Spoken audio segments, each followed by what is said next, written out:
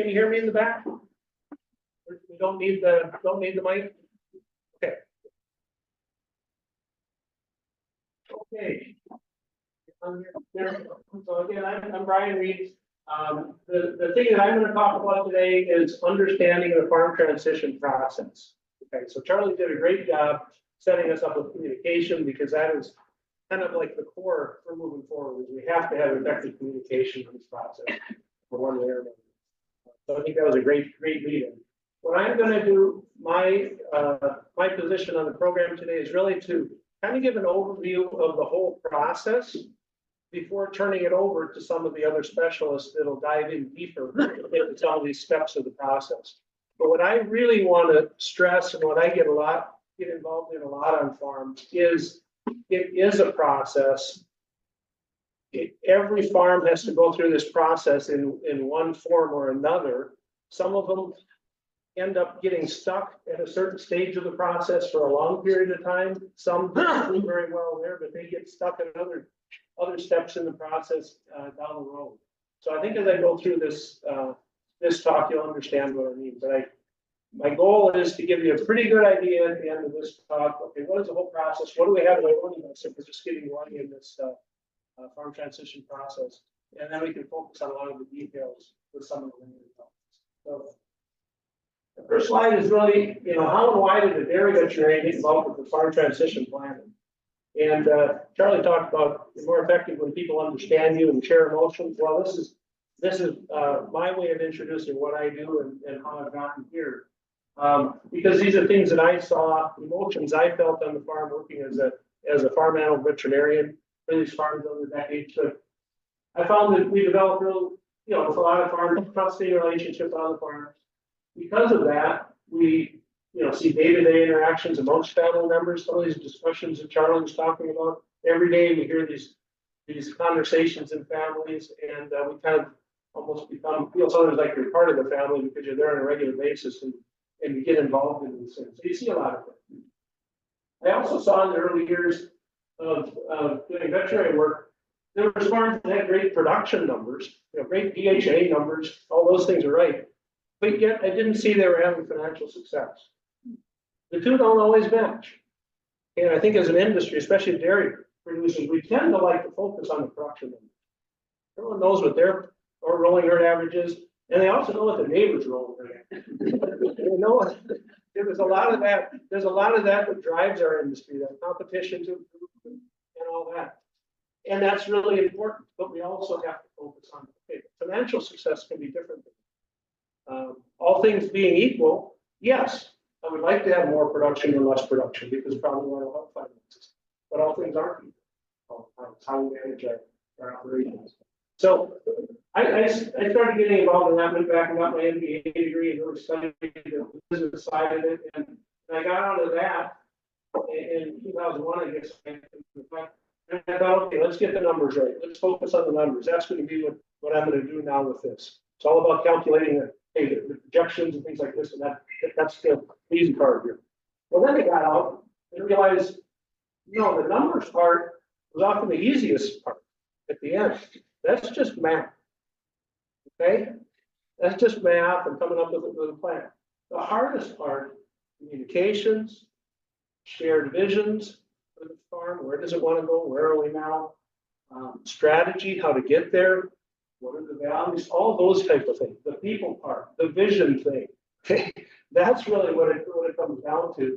And that kind of led me in this direction over the last few years, really gravitating towards working with this whole farm transition process, because we have to get all those steps right along the way in order for it to be successful. Farm transition does occur, whether you plan for it or not. We're all more. Okay? It will happen. It's just a lot better if we can plan for how that happens and guide it and do what's best for our operation and the family. So anyway, today I'm going to look at from several perspectives. We're going to look at the overall process. That's what I'm going to focus on. I'm going to break it down a little bit and focus on the strategic planning process, because that's a whole process again. But I'll talk about that a little bit more in depth. Family and advisor communications. I say advisor because a lot of families need to use someone to have some of these discussions move forward. It's just someone to facilitate discussions moving forward. Think of it as a, you know, just a process, you know, that we have to go through, and families can get stuck sometimes. You're so busy every day. It's hard to move forward with things unless we have someone that keeps nudging us along. I'm going to discuss a little bit later the retirement planning considerations. So for the generation that's retiring, we have to make sure that those considerations are understood and dealt with. There's certainly accounting and tax planning considerations. Okay, extremely important, but probably not the first place to start. Okay, really important in the process. We need to get some of these other things right first, so that we actually plan those in a way that's beneficial for everyone. And legal, business structure, estate considerations, again, all those things are important in this process. All of them are important, but they all must fit together for success. So I'm going to break it down a little bit. My goal is kind of to review with you what really strategic planning is. You know, the overview of the transition process. Transition planning is really a strategic planning process. Okay, businesses go through that in many different forms. You might be in strategic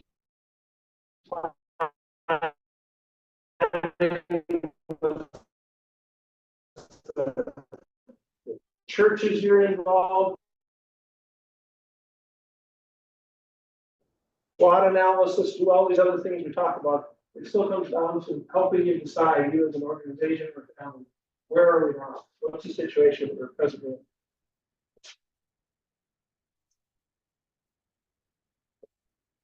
Can you hear me?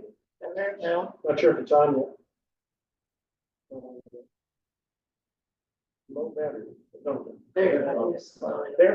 Yeah. Okay. My wife would say that she thought it was always loud enough, so. Okay, is that better? Is it coming across on the mic? Okay. Is that better? Yeah. Okay, I'll get this right. Okay, thank you. So again, starting with, you know, where are we now? And then the next question really in that is the three questions you're asking. It's where do we want to go? So those are the first two. Okay, and thinking about that, that's where a lot of family discussions, a lot of planning, a lot of strategy, those types of things has to come into place. So we're here now as a family or next generation or whatever we're doing with this family farm, we figure out where do we want to go. Okay, then we come into how are we going to get there. Okay, that's what I said earlier about, let's say, the accounting and the legal aspect of it and everything. If we start here, that's not the best place to start. We'll make it happen, whatever we do legally and accounting wise. Our goal is to not pay, if our number one goal is to not pay taxes or whatever. Okay, we can make things, we can do that in some ways. But does it fit for the family? Does it fit for the next generation? Does it fit for what we're trying to do on this farm? So that's what I mean about we have to wrap all these things together that it makes sense. So again, where are we now? Where do we want to go? And this process is about how are we going to get there. That's why it takes communication between generations, communication with your advisors, because you probably have to do some things like feasibility studies and things like that in there. If we're doing expansion or doing any alteration to the business plan, all that should fit together. And then, of course, we end up there looking at estates, we're looking at legal issues, we're looking at accounting issues, we're looking at tax planning. All those things are important. So again, all three questions are right. So where are we now? The first question. That usually involves stepping back and having a financial analysis. Okay, so looking at your operation. What's the profitability? What's the equity? What are the debts? You're looking at it from a financial viewpoint because that is important. You have to make sure that that works. Look at some productivity measures. We talked about the DHA numbers. Okay, how do we relate to the rest of the industry? Do we need to make improvements there? Are we doing good there? What are our weaknesses? What are our strengths? How can we make that better to set ourselves up that we can do this transition? Evaluation of the facilities, equipment, and infrastructure. I worked in some can be very frustrating situations where we're trying to transfer a farm But yet that farm has not been modernized in any way, shape or form for a long period of time. 30 or 40 years, we haven't really done any upgrades. We're farming like we did 40 years ago. The facilities are run down, et cetera. How is there an opportunity there for the next generation to find themselves in a situation like that? So there's yes, but there's not. When do we modernize? When do we upgrade that? So again, we have to evaluate that. If someone's trying to buy the farm from parents' generation and they also have to put up a whole new dairy facility, wow, that just sometimes is possible, just from the financial viewpoint. So we have to consider that the scale of the business, depending on what you're doing in this transition. Has it been a mom and pop business now? And then now son or daughter is going to start in, but mom and pop are still going to farm here for another 10 or 15 years. Well, we just went from a one family operation. Now we want two families to live off this operation. We may have to grow the scale of this business. We may have to change some things. Someone may need an off-farm job, all kinds of different possibilities there. But we just have to think about that. What really is happening here. And sometimes we don't really think of it that way, but maybe mom and dad have no debt anymore. They've built up their equity. They don't have any debts, and that farm is supporting them. Okay, but now son or daughter is coming home, so we have to support that family. But mom and dad's retirement now is being funded by the sale of that farm to the next generation. So even though there's only one family on that farm, we're really now supporting two families. Okay, whereas the last few years since that was paid off, we were only supporting one. So we have to look at those types of things to make sure that it is actually feasible. And if it's not, what are we going to do? Okay, over the next couple of years, 5 years, 10 years, to get this farm to the situation where we can transfer it. So that's the other thing I didn't bring up earlier, but a lot of times this farm transition process is not something we come to a meeting today and we solve it next week and we're good to go. Okay, this is in many cases, it's a 10-year plan. From bringing the younger generation in as maybe employees first, part of it, then moving to the next stage. This stepwise growth, which I'll talk about in a little bit, this can be a 10-year process easily. Sometimes more. So we also have to, this is all part of deciding where we are now. Okay, family members' current responsibilities, future needs, and training. There's a lot of farms I know, especially larger farms, where it's required that son or daughter actually go work somewhere else before they come home and work on the farm. I heavily support it. Mom and dad don't have to teach son and daughter how to work and how to show up on time and things like that. That's great. You got enough other things you got to deal with. If they can learn all those things and develop some maturity away from the farm, plus get fresh ideas, look at the world from a different perspective, all of that's going to strengthen that farm business. Housing options for family members. That's one of the things that comes in. Okay, now we have one house on the farm, but we have two families. How are we going to deal with that? So those are all issues we need to talk about. Known opportunities and threats. Just kind of scoping out what are the problems here. Is there something going on in the neighborhood? Do we have environmental issues? Do we have all those types of things? What are the threats and opportunities to your specific situation? So all those things are just ways that we want to consider about, okay, where are we now? Okay, SWOT analysis. I mentioned that. That's just one way to do that. You're all probably familiar with that or seen it, but it's basically one process of helping you get to get to the place where you want to say that, okay, where do you want to go? That just, oftentimes it's facilitated with a profit team. This works well with your other advisors, but you get inputs on what is the farm doing well. Those are your strengths. Okay, we want to assess that, and we want to maximize them and keep pushing those things, keep doing them better all the time. We want to identify where our strengths are. What are our weaknesses? One of the things that maybe we have some room for improvement. The top categories, strengths and weaknesses, think of them as things within your business and within the operation. Okay. And we want to identify the weaknesses because maybe we can turn them into strengths. Maybe we can't. Maybe we can't make it a real strength, whatever that weakness is, but maybe we could mitigate that weakness a little bit in some way.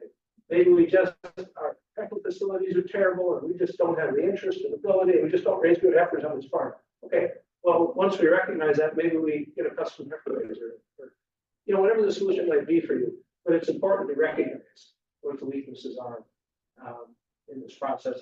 And then opportunities and threats, they're the things that are more external to the farm. What is the situation in the industry? What is the situation in your area? What are the specific opportunities? Hey, we might live on a major roadway here and we have and are interested in doing a farm market on a farm. Well, that's a real opportunity for you because you have that. Maybe we haven't preserved our farm, but that is something that maybe we're considering to get an influx of cash flow to do things. That's kind of examples of opportunities there. Maybe we have actually some problems now with our nutrient management runoff, et cetera, et cetera. Well, there's an opportunity there because we may be able to get some funding to upgrade our effort facilities or whatever the situation might be.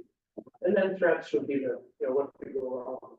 Okay, think about that. You always want to be thinking in here too about everyone's health and situations like that. How are we going to deal with that? And I'd like to encourage people, if you're doing this, get some input from outside advisors because they have a little different view. It's good to get the day-to-day view, which the family has, but it's also good to get a view from your advisors because they can compare it with other farms. They get a lot of different experiences, so they can offer a different perspective. All the advisors. So then all that's leading us to where do we want to go? Once we know where we're at, we've probably identified some areas that maybe we need to make some improvements in, some things that have to be done before we're ready to take some other steps. Where are we now can guide you? I oftentimes use when I almost always do when I start working with families is I usually use questionnaires for all the family members ahead of time that they can think about, fill out with their, either individually or with spouse, but asking the big questions, what are your goals here over the next couple of years? What are your goals over the next 5 to 10 years? What are you looking at for retirement? What do you see as the roadblocks at this point? What opportunities do you see that you can take advantage of on the farm? Just basically getting, and even I get into situations with, okay, the things I should be aware of here. Where are some conflicts maybe in the family, and helping to deal with those things. And again, I keep that information confidential, but it really helps when you're facilitating the family, aware of what's going on in the family. So that just, and I think what I find is then when we come to the table, people have gone through some of those thought processes and those discussions so that they're ready to move forward. Then we usually get into, and I think compatibility tools are still, I think Charlie uses a compatibility tool sometimes with different family members and some of those things, which is really important if you're going to be farming with someone for a number of years, especially if a father and son are going to be a daughter, family units. We have larger family units, kind of that compatibility, and some people shouldn't be in business together. I can know just their personalities and their situation. They just don't work well in being in business together. It's okay. More important, you continue to be family members and in a good way, in a family way. But there's some that you can just kind of predict that they never got along before they were in business together. Why would they get along after they were in business? So sometimes I think it's just you need to step back and take an assessment and say, okay, what's going to work for you? Interviews, facilitated family discussions is usually kind of that next step. Where do we want to go? Bring people together. What do we want the direction of this operation to be? Then you get into that. Then usually that leads to things. Okay, is the scale big enough? Are we going to do an expansion? So we're going to do modernization. Are we doing other enterprises? Those types of questions. Followed usually by, okay, well, it's a nice idea, but let's see, do we think that can work? Will it work financially? If so, how? The key comes down to that, every family member's needs need to be considered in this process. It usually works better when it's not just mom and dad telling the son or daughter that, hey, I'm going to turn the farm over to you now, this is the way it is. And it's been successful for me in my career, so now you just take over and say that. Okay. Rarely does that work. Every generation has to find their way. Industries change, but also you need to build the business around your strengths, interests, abilities. And then, of course, it enters in, and we'll talk about this later, I'm sure, in from the accounting and legal perspective. It's a big consideration that needs to be, every family needs, my opinion on it, every family needs to answer that question. I don't answer that question for them, but every family has to answer that question. And by that is, what about the non-farming children? Fair versus equal. Those types of questions have to be answered somewhere in the process. Generally, when we transfer. And there's lots of different ways to go. Okay, so how are we going to get there? That's the other part of it. I just wrote down the stepwise transition that it always seems to be necessary in a lot of dairy farming operations anyway. And I just outlined all the points, and you may be at different points along here. If you're the younger generation, you may be at different points along here, different ages. It usually starts with just working on the farm as an employee. That's where you build up those skills, you build up those relationships, you build up your own mouth and agronomy skills and all those kinds of things. Then you probably want to take on some management responsibilities. Then we get into some partial ownership, whether it's livestock, equipment ownership. It could be in a partnership or an operating LLC. Kind of the partnership, kind of in my mind, kind of depends on how long are we going to be farming together. It's just going to be a few years. I don't see the point in the partnership and things like that. But different situations will call for different operating structures.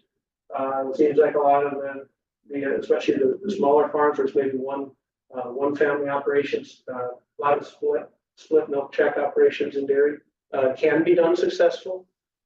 Put the work into it to make sure it is fair. If we just pick a number out of the air and say, hey, the neighbor said 50-50 works good, so let's us try that. That's not the right way. The right way is to figure out what everyone is contributing to that, and then figure out what that fair mix is. I've helped a lot of families through that. Because if you don't do that, what happens is, and probably a few years later, usually, you've been doing this for 3 years, and you go and talk to let's just say the father's generation, and so how's this working out for you? Oh, it's working great. Then they go talk to son. It's like, I can't even benefit this. This isn't working at all. Okay, well, when I hear that, actually, I'm optimistic then, because, okay, there's probably enough there. We just got to split it. Okay, but you need to go through the efforts of figuring out what is the fair split there. Now, both things would say this is not working at all. Okay, that's probably a scale. The scale just isn't right there. The operation isn't right. You know, I'm going to get into that. But that, if you do that, make sure you put the effort into it, because that can be very successful. Can be a problem. Then sometimes the next step might be, okay, we rent the facilities, but then we buy the crops from mom and dad's generation. So another step in the process. Maybe we rent the entire farm. Now, loan the cows already. We're going to rent the entire farm now. We're doing the cropping. We're taking on all those responsibilities. So that can be a next step. And then eventually we get to the point where, you know, we get into real estate purchases over time. Purchases, gifts, through estate, I'll leave that to the legal minds in the room today. But every farm needs to figure that out as well, because we're getting wrong world, we can't take it with us. That's where we end up in estate transfers ultimately too. Work best if enough time is allowed for the overall plan. So from there, just got done with school and working as an employee on the farm to down here, you know, that's oftentimes anywhere from 10 to 15 years or more. You know, if you're, and I worked with that not too recently, this last week, thinking of one where we're still up here, and you know, son is 50. There can be some sad situations because there's just not enough time. You just can't make those transfers work.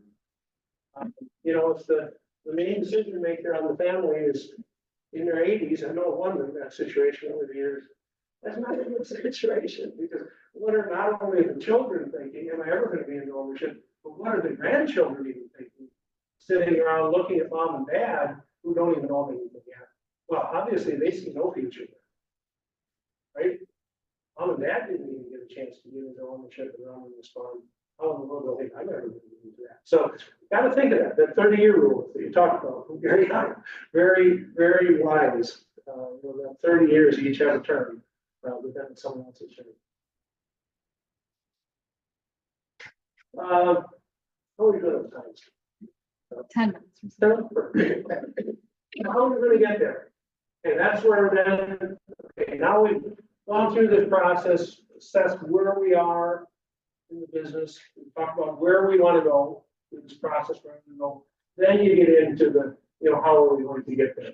So that's kind of where you pull everything together. You develop a stepwise plan, how we're gonna do that. You're developing your business structures, your entities to fit that.